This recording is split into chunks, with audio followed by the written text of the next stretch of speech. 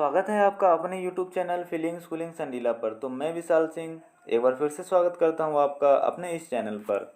तो आज की वीडियो जो हमारी सेकेंड वीडियो है वो है हमारे प्रीवियस ईयर जो यूपी ट्रिपल एस पेट एग्जाम में पूछे गए हैं और कुछ महत्वपूर्ण टॉपिक जो जिनके परीक्षा में आने के बिल्कुल ऐसे ही चांसेस हैं। तो अगर आप पहली बार वीडियो को देख रहे हैं तो वीडियो को लाइक करें और चैनल को सब्सक्राइब करें ताकि अगर कोई भी वीडियो अपलोड हो तो उसका नोटिफिकेशन सबसे पहले आप तक पहुँचे।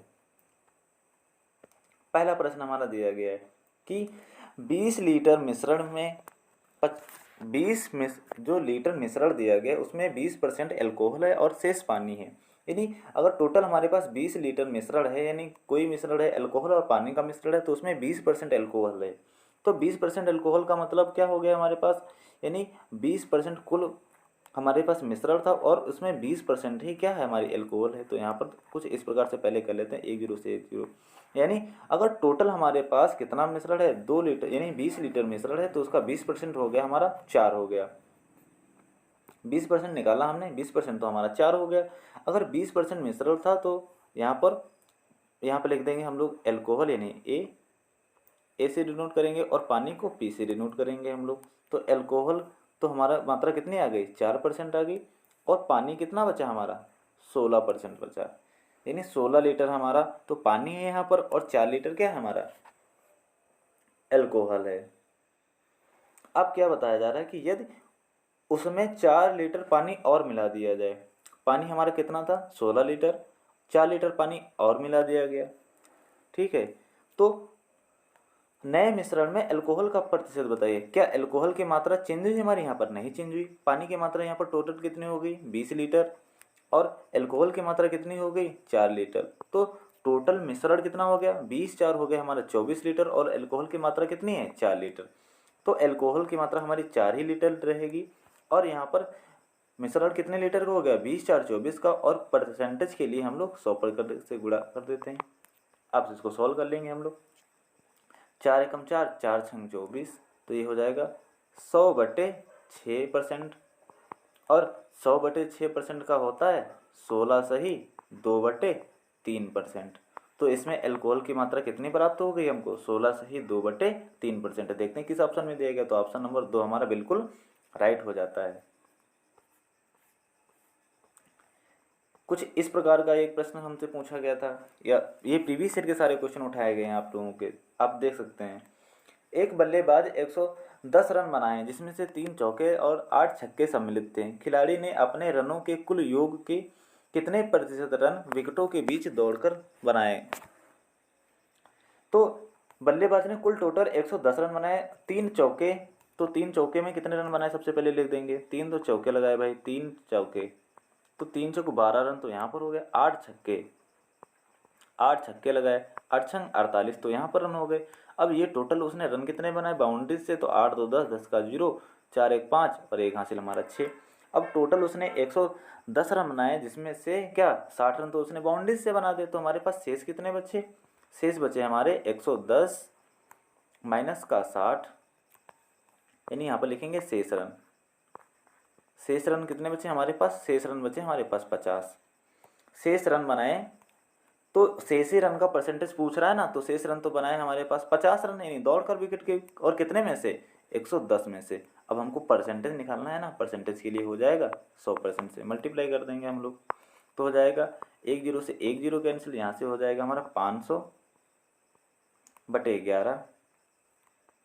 तो जब हम इसको भाग देंगे तो आ जाएगा हमारा 11 चक्कू 44, और 11 चक्कू 44 बचा 5, फिर से 11 पंजे 55, और यहाँ पर बचा हमारा फिर से 5, यहाँ पर बचा ये, इतना परसेंट हमारा उत्तर आ जाएगा। और यहाँ पर देखते हैं ऑप्शन नंबर, तो ऑप्शन नंबर हमारा बी, यानी सेकंड वाला बिल्कुल राइट हो जाता है।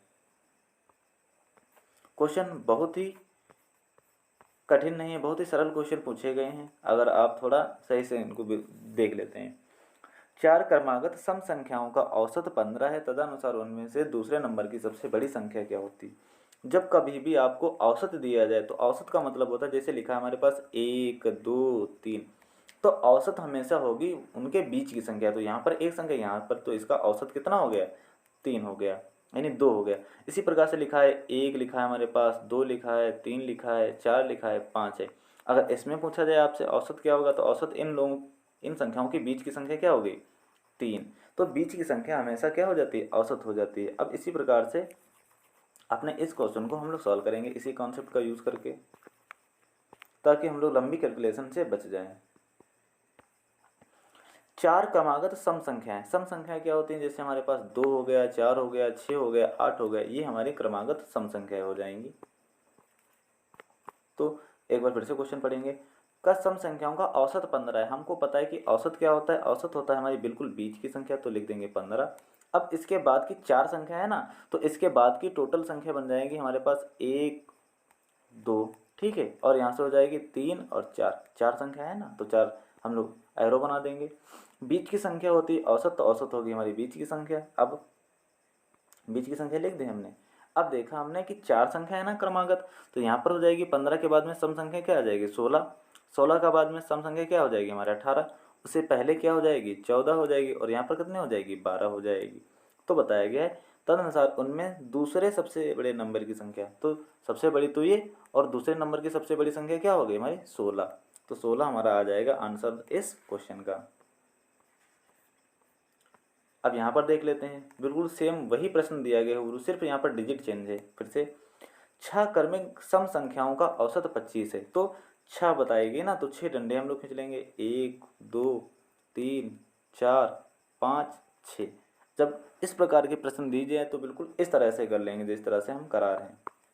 अब यहाँ पर बताया गया है कि इनका औसत जो है ना हमारा 25 है। तो हमको पता है कि औसत यानी जो इनके बीचों बीच में संख्या आएगी, यानी यहाँ पर आएगी हमारी कितनी आएगी, औसत 25 आ गया हमारा, तो 25 यानी इनके बीच की संख्या बच जाएगी। अब क्या हो गया, 25 के बाद में सम संख्या क्या आएगी हमारी, 26 आती है। 26 के बाद में सम संख्या क्या आएगी हमारी, 28 आएगी। 28 के बाद सम संख्या क्या आएगी हमारी, 30 आ जाएगी। अगर पीछे चले तो यहाँ पर आ जाएगा हमारा 24 आ जाएगा, यहाँ पर हमारा 22 आ जाएगा, और यहाँ पर क्या हो जाएगा हमारा 20 आ जाएगा। अब हमसे पूछा गया है कि उनमें से सबसे बड़ी तथा सबसे छोटी संख्या का अंतर कितना होगा। सबसे बड़ी संख्या कितनी है, 30, और सबसे छोटी संख्या, सबसे बड़ी संख्या ये, सबसे छोटी संख्या ये 20। तो इनका अंतर कितना प्राप्त हो गया, 10। कितना प्राप्त हो गया अंतर, 10। और 10 ही इस क्वेश्चन का हो जाएगा हमारा बिल्कुल करेक्ट आंसर। आगे प्रश्न देखेंगे, हम लोग सॉल्व करेंगे। यहाँ पर दिए गए 100 से कम सभी विषम संख्याओं का औसत होगा। तो 100 से कम का मतलब क्या है हमारे यहाँ पर, कुछ समझ लेंगे पहले। 100 से कम यानी संख्या हमारी 1 है, फिर 2 है, फिर 3 है, डॉट डॉट डॉट डॉट कहाँ तक, 100 से कम यानी 99 तक दिया गया। हम लोग देखते हैं कि संख्याओं के बीच में अंतर एक एक का यानी, और यहाँ पर क्या दिया गया एक बार गौर करते हैं, यानी विषम संख्या दी गई हैं। जब हमारे पास विषम संख्या दी गई तो हमारे पास 2 थोड़ी ना आएगा, हमारे पास आ जाएगा, कितना आ जाएगा, एक तो 1 आ जाएगा, फिर 3 आ जाएगा, फिर 5 आ जाएगा, फिर 7 आ जाएगा। ये हमारी क्या हो गई, विषम संख्याएं हो गई। और डैश कितने तक, 99 तक चली जाएंगी। हमने देखा यहाँ पर अंतर कितना है दोनों से, यानी सभी में क्या आ रहा है, सेम डिफरेंस आ रहा है, अंतर अंतर सेम आ रहा है। जब क्या हो, संख्याओं के बीच में अंतर बराबर का हो ना, तो हमारे पास एक फार्मूला होता है। क्या होता है, पहली संख्या, तो पहली संख्या बटे अंतिम संख्या, पहली संख्या प्लस अंतिम संख्या, और बटे में क्या कर देंगे, 2 से डिवाइड कर देंगे यहाँ पर हम। तो पहली संख्या हमारे पास दिया गया था 1, तो 1 लिख देंगे, प्लस अंतिम संख्या हमारे पास दिया गया था 99, तो 99 लिख देंगे, और बटे में कर देंगे हम 2। तो आ जाएगा हमारा 99, और 1 हो गया हमारा 100, 100 बटे 2। जब 100 को 2 से भाग देंगे तो आ जाएगा हमारा 50। तो वह इन संख्याओं का क्या हो जाएगा, औसत कितना हो गया, 50। और ऑप्शन नंबर सेकेंड वाला हमारा बिल्कुल राइट हो जाएगा। उसी श्रेणी में हमारा अगला क्वेश्चन, 7 लगातार आने वाले धन पूर्णांकों का औसत 26 है। धन पूर्णांक है और उनका औसत कितना है, 26 है। तो इन पूर्णांकों में सबसे छोटा है, 7 पूर्णांक है और उनका औसत है 26। तो औसत होता है, हमको पता है कि बीच की संख्या होती है। तो 7 संख्या पूछा है, तो 7 हम लोग डंडे खींच लेंगे कुछ, 1 2 3 4 5 6 7। यहाँ पर देखते हैं, यहाँ पर भी इधर को 3 हो गए, इधर को 3 हो गए, सबसे बीच की संख्या हमारी क्या आ जाएगी, 26। क्योंकि औसत तो हमारे बीच की संख्या होती है ना, औसत हमारे बीच की संख्या होती है, तो हमारा यहाँ पर आ गया 26 आ गया। अब 26 के बाद में आ जाती है हमारी, क्या आ जाती है, 27 आ जाएगी पूर्णांक, फिर क्या आ जाएगा, 28 आ जाएगा, और फिर क्या आ जाएगा, 29 आ जाएगा। उसी प्रकार से अगर इधर पीछे चलेंगे तो आ जाएगा हमारा 25, यहाँ पर आ जाएगा हमारा 24, यहाँ पर आ जाएगा 23। और हमसे पूछा क्या गया है प्रश्न में कि पूर्णांकों में सबसे छोटा कौन है, तो छोटा तो हमारा 23 है ना, बता दो। तो ऑप्शन नंबर हमारा सेकंड वाला बिल्कुल राइट हो जाएगा।